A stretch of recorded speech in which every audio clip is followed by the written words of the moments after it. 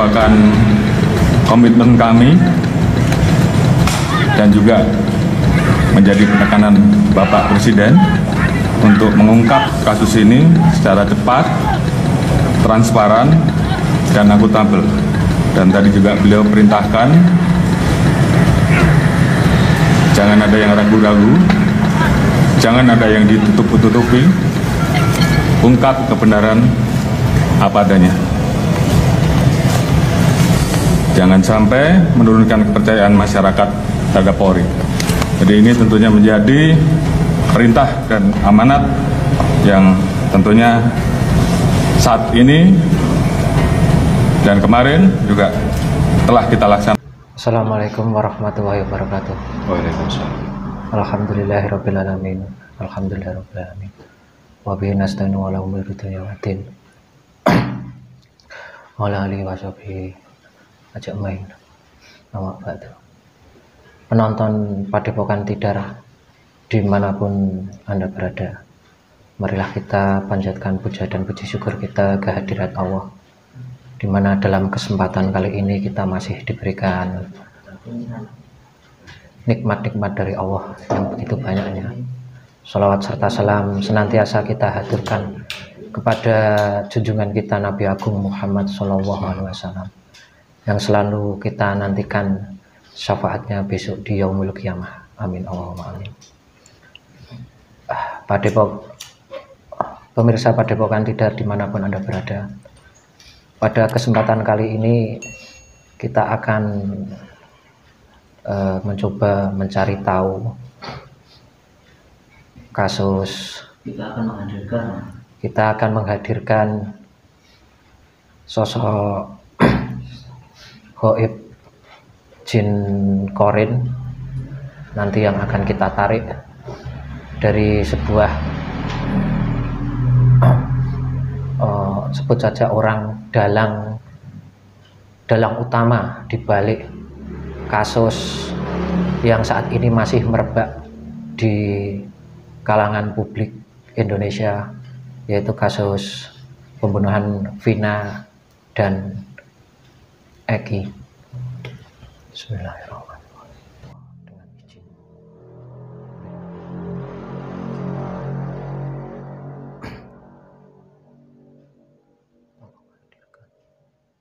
Jin Qorin, pelaku utama di balik dalam pembunuhan Vina dan Eki Jabon.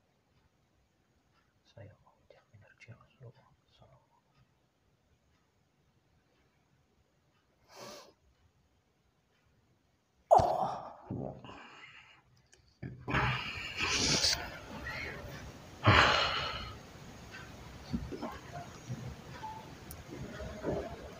Siapa kamu?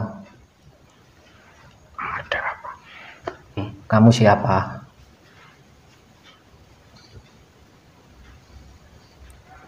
Kenapa saya di sini? Ya nggak kenapa-napa. Di mana ini saya? Dari golongan apa? Di mana saya? Saya ini adalah jin. Jin. Jin apa? Jin apa? Jin Qorin. Yang dimaksud kamu itu saya. Jin Qorin pelakunya. Aku salah satu pelaku utama di pembunuhan yang lagi ramai. Menceritakan apa sebenarnya di balik kasus Vina dan Eki ini kok banyak sekali kejanggalan-kejanggalan dan bahkan banyak kasus yang sebenarnya itu ini bukan kasus pembunuhan secara mutlak, pembunuhan di balik itu. Mungkin bisa ceritakan. Perlunya apa kamu? Ya nggak apa-apa, cuma pengen tanya. Kenapa itu tangannya? Ini dilepas dulu. Ya nanti cerita saja. Kalau cerita otomatis nanti akan terlepas itu. Ya baik, saya akan cerita itu yang dibunuh si Egi, anakan bawahan saya itu. Si Egi, anakan bawahan dari kesatuan saya. Dia itu, ya saya cerita. Di kesatuannya bapaknya itu jadi satu dengan saya itu, dengan pelaku utama. Ya salah satunya saya. Si Eki itu kan lihat transaksi. Ya transaksi. Salah satu bawahan juga saya. Transaksi. Lihat dengan temannya. Yang transaksi kan kenal sama Eki.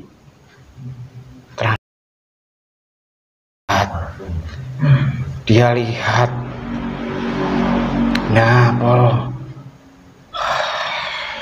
Nah, yang transaksi itu bawahan itu lihat si Eki juga. Dia lapor ke saya, lapor ke pelaku utamanya. Pelaku utama lapor, ini gimana? Dia lihat transaksi itu, narkoba itu. Itu semua mereka lalu berencana gimana melenyapkan si Egi itu. Ya itu mereka mencari-cari, tapi biar tidak terlihat pembunuhan langsung itu gimana caranya. Itu iblis-iblis itu kan juga membisiki cara-caranya biar terkaburkan gimana. Mereka mempelajari dulu kehidupan seluk-beluk si Eki, seluk-beluk siapa pasangannya, siapa bapaknya, siapa temannya. Dipelajari mereka itu biar pembunuhan itu terlihat seperti kecelakaan, terlihat seperti pemerkosaan. Berarti yang sebenarnya terjadi itu bukan murni ada balas dendam atau apa dengan Mas Egi dan Mbak Vina ya? Ya mereka menghubungi siapa itu yang seneng sama si Vina. Maksud itu kan pembunuhan Vina dan Mas Egi. Itu kalau di berita yang kemarin itu kan karena ada faktor karena cinta segitiga atau segi empat, itu saya nggak tahu ya. Ya itu memang ada. Ya mereka itu kan mempelajari itu. Mereka mencoba membunuh lewat lingkaran itu. Bukan karena untuk menutupi kasus jaringan sabu-sabu dan narkotika. Iya itu caranya lewat situ, lewat itu biar terkaburkan. Kalau dibunuh langsung, ya mereka dilacak langsung, oh ini yang membunuh. Tapi kan mereka pintar, mereka kan seperti detektif iblis itu. Mereka mencoba mempelajari itu, hubungan-hubungan sama Eki itu, gimana membunuh secara tidak ketahuan. Nah, biar si Eki itu biar tidak kowar-kowar. Oh, ini biar tidak ketahuan kalau di salah satu aparat itu menjadi gembong. Yaitu lewat anak-anak itu. Berarti secara tidak langsung itu Mbak Vina dan Mas Eki itu ibaratnya ditumbalkan ya, dibuat untuk pengalihan isu sebuah kasus besar, pemain besar jaringan kartel narkoba itu ya, biar tidak tahu kalau ada di kesatuan itu, kesatuan narkoba lah, apalah itu, biar tidak merebak kemana-mana. Jadi mereka membunuhnya secara tidak langsung lewat si Egi dengan gerombolannya.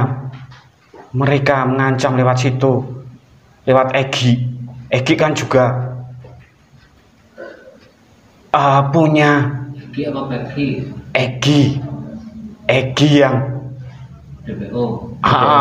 ya itu kan mereka mempelajari si Egi kan punya seneng sama si Vina pasangannya. Nah itu lewat situ gimana caranya melenyapkan.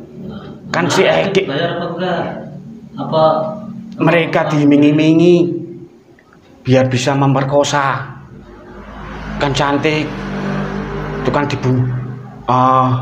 Si Egi kan dibunuh cuma diiming-iming itu. Iya, diiming-imingin itu. Nggak ada duit.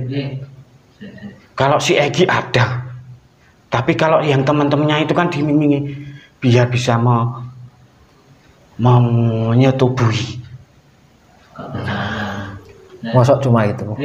Imbalannya apa itu?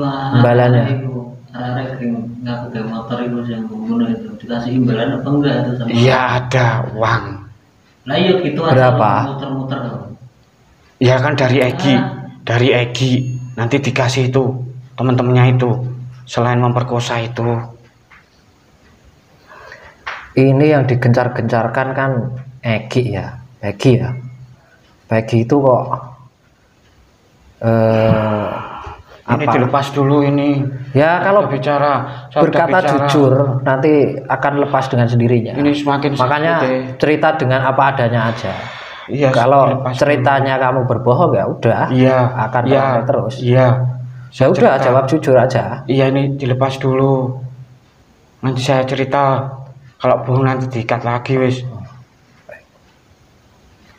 Lepas. Itu yang saksi Aep sama saksi Mel itu beneran atau enggak itu? Ya ada yang benar, tapi ada yang ditutupi, dia takut. Ada yang benar, ada yang ditutupi itu maksudnya gimana? Tidak semua dibuka, dia takut. Takutnya karena apa? Itu kan Aep waktu habis kejadian tahun 2016 dalam berita acara, ya, yang Peggy Perong yang sekarang ditangkap itu kan dulu nggak ada. Nah sekarang kok jadi ada. Itu yang ditangkap palsu. Gimana caranya? Enggak, maksudnya gini, maksudnya si AF ini kamu bilang katanya benar, saksi benar. Nah tahun 2016 itu tidak ada nama Peggy Setiawan yang sekarang ditangkap.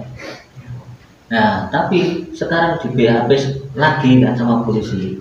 Nah si AF ngaku bahwa Peggy Perong sekarang yang DPO yang sudah ketangkap itu katanya terlibat. Dulu tahun 2016 nggak terlibat, sekarang terlibat. Nah itu yang benar yang mana? Iya, yang benar yang mana? Saya nggak saksiannya. Ya dia nggak melihat dia orang benar. Nggak bisa dipercaya. Masalah tidak bisa dipercaya itu ibaratnya itu apakah Aib juga dapat sogokan dari para pelaku-pelaku utama ini untuk menutupi kasus-kasus ini. Jadi kalau dibilang itu muter-muter gitu loh. Dia cuma diancam sama gerombolan-gerombolan itu, diancam akan dibunuh. Makanya kesaksiannya mengaburkan beberapa.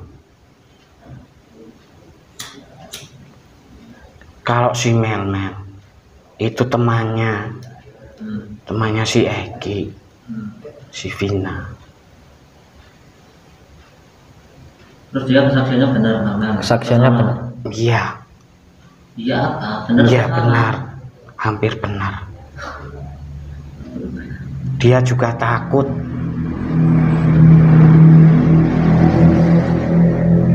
Itu di atasnya orang yang saya maksud, yang jenengan dampingi itu masih banyak aparat yang menutup-nutupi Ya kasus ini. banyak, hampir kesatuan sama bapaknya itu semua kan kena duitnya itu. Kalau enggak ya enggak bakalan sampai lama ini. Kalau sampai ketahuan siapa dalangnya, ya semua itu ketangkep. Itu bapaknya siapa? Lah itu kalau dalam berita itu ada yang menyinggung kalau si Egi ini adalah anak dari X. Itu benar apa enggak itu? Ya itu kan lewat situ juga rencananya pembunuhan. Kan juga mereka tahu jaringan-jaringan lewat mana biar nggak tahu. Bahkan itu si Egi kan itu mau kayak gitu juga kami dilindungi itu sama, akan dilindungi, nggak akan dijebloskan. Makanya dia juga mau, karena dilindungi itu nggak ketangkep sampai sekarang. Karena Ya, itu kedepannya untuk melindungi oknum-oknum yang sebenarnya bermasalah di balik kasus pembunuhan yang ternyata ini adalah sebuah untuk menutupi kasus jaringan. Rencana kedepannya biar nggak ketahuan itu mungkin apa? Itu salah satunya itu kemarin itu. Bukan yang kemarin, yang kedepannya. Yang kemarin itu ada ya nggak terlalu viral ini mah. Mereka udah berusaha juga itu yang menghina biar naik. Mereka fokus mencari itu. Yang menghina Allah dan Rasulullah itu. Nah, itu juga. Nah, itu mereka kan membuat itu biar naik. Kan umat Islam kan sensitif. Mereka fokus ke situ. Ini kan terkaburkan. Fokus biar si Egi itu menjadi Iya, Egi mereka yang palsu itu. Bukan, biasanya beritanya biar terkaburkan di media sosial. Gitu ya. Beritanya ke menghina Nabi dan Rasul. Ya itu salah satunya itu yang saya dampingi itu. Kalau masalah backing dukun-dukun gimana? Ya itu saya pasti Orang yang Anda dampingi ini dan jaringan-jaringannya. Ini saya juga kena ini. Kena gimana? Ya saya kan ikut ditahan, diikat. Kalau nggak ikut bisiki, ya saya dihajar. Ya memang sebenarnya itu seberapa banyak bubuk narkoba yang dalam jaringan ini sampai itu melibatkan banyak sekali. Ya itu kan kalau narkoba itu seluruh Indonesia jaringannya itu kesatuan. Nggak mungkin nggak kena semua, nggak cuma tempat situ tok. Itu kan semua menyangkut ke semua. Makanya kan iblisnya besar-besar.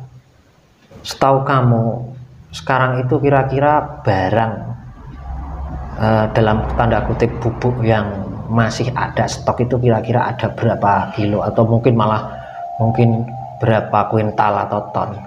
Udah dipindah, udah banyak. Itu disebar ke sana-sana. Enggak, kalau pas pertama di gudang pusatnya itu ada berapa kira-kira? Kalau 1 ton ada. Oh, 1 ton. Itu komplit.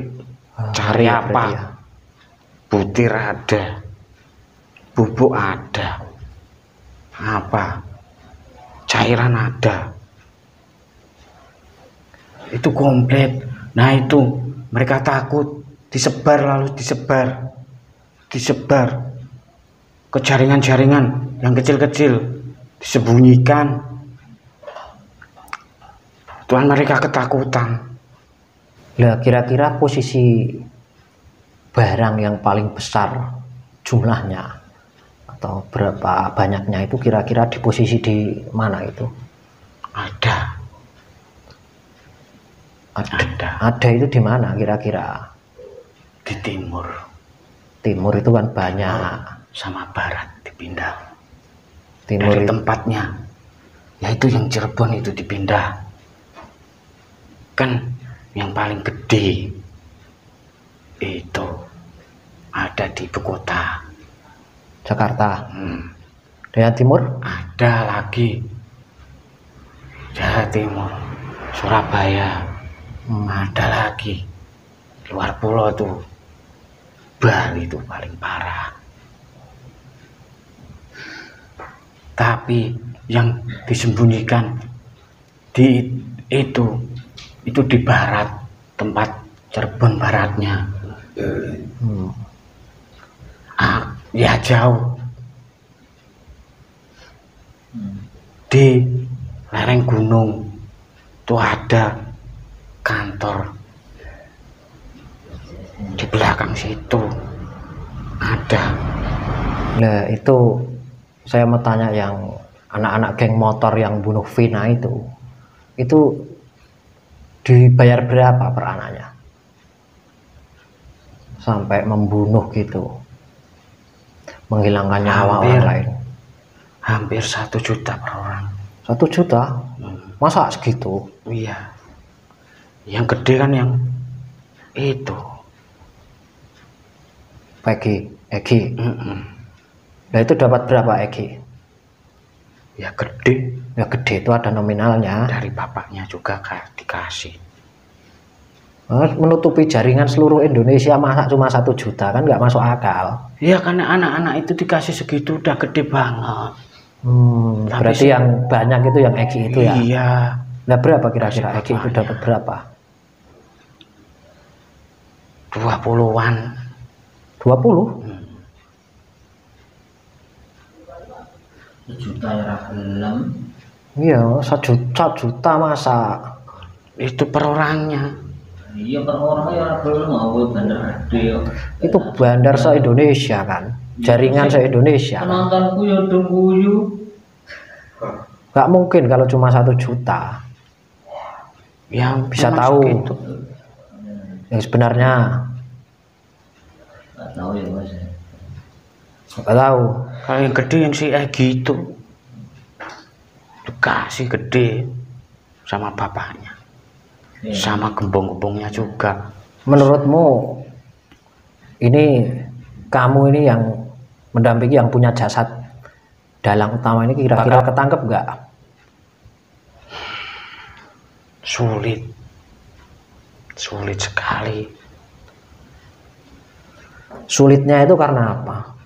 Ya itu, mereka berpangkat, punya kuasa, bisa memerintah, punya duit. Berarti dibalik semua ini banyak sekali ya yang berpangkat itu yang mendompleng, mendekengi jaringan ini. Ya kan dapat uang gede, jaringan besar. Itu sebenarnya kalau boleh tahu barang itu dari mana, dari negara mana itu, dan turunnya itu biasanya kan pelabuhan daerah mana kalau tahu? Ya kalau Cirebon ya situ, kan ada. Itu pusatnya di situ? Bukan pusat, kalau di situ ya situ. Enggak, yang tak maksud yang pusat yang turunnya barang itu biar terus bisa tersebar ke seluruh Indonesia itu di mana itu? Ya kalau di luar pulau ini itu barat itu mana itu? Barat itu banyak. Sumatera. Ya, perbatasan itu dengan negara apa itu? Singapura. Ya itu sama Batam. ya situ kalau yang barat. Tapi kalau yang timur itu dari tuh mana itu Sulawesi, situ masuknya situ. Ada lagi yang masuk dari Jawa itu, tapi jarang lewat situ. Kalau boleh tahu jabatan yang Anda damping ini apa jabatannya? Ya kalau biasanya kalau di umum bukan apapun itu namanya jenderal. Jadi sudah jenderal ya. Itu penjualan sabunya itu sekarang ini masih berjalan atau malah tambah kenceng adanya Kalau kasus ini? nggak kenceng, nggak, biasa sih. Tapi mereka mah sembunyi-sembunyi, nggak kayak dulu kan sampai ketahuan sama si Eki. Nggak kayak dulu sekarang. Ini mereka agak apa ya, agak turun ya, cuma di tempat-tempat seperti di Bali, Surabaya, di selatan ini masih Jogja? kenceng. Masih kenceng. Berapa omsetnya, tahu kan omsetnya per hari dari perputaran itu berapa? Yang Anda damping ini kan bosnya.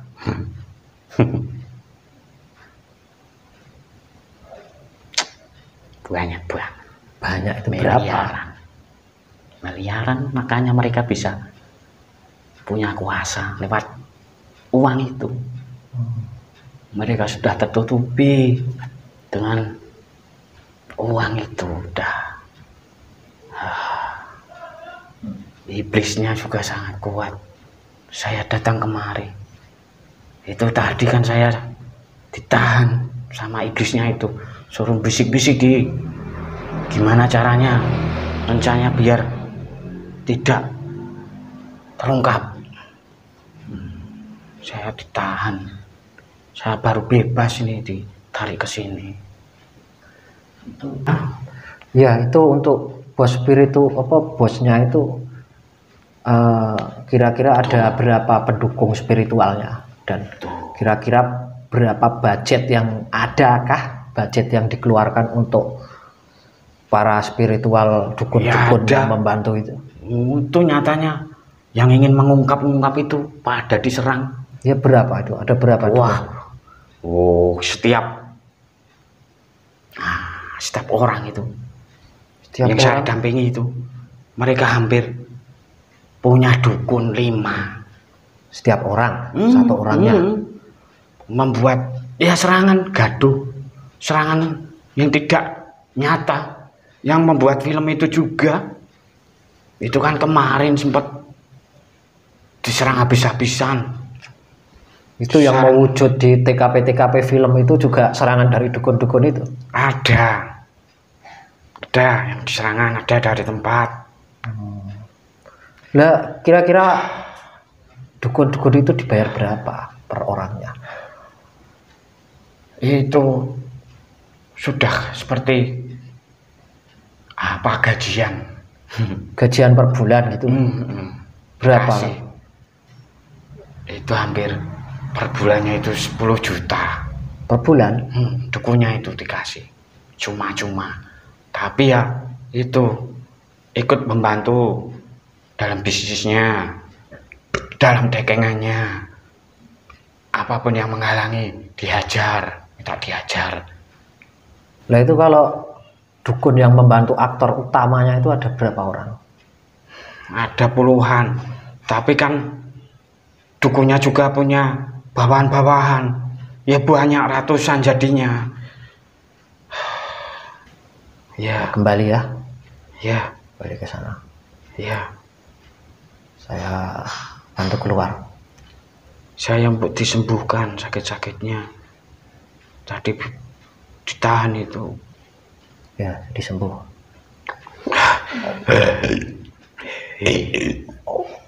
Ya, terima kasih. Udah keluar. Ya.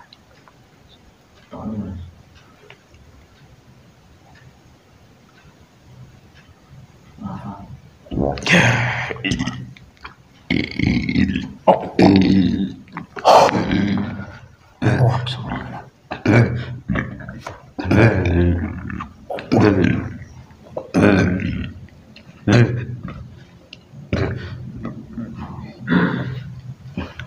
Pemirsa Padepokan Tidar dimanapun Anda berada, itulah gambaran sedikit interogasi pada malam ini menurut kesaksian Jin Koring dari pendamping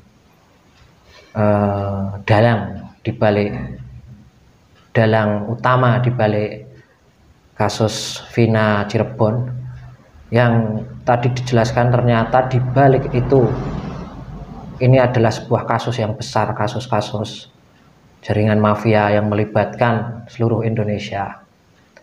Dan baik, mungkin itu saja yang bisa saya sampaikan dari mediator. Juga jika ada salah kata mohon maaf. Akhirul kalam, wassalamualaikum warahmatullahi wabarakatuh.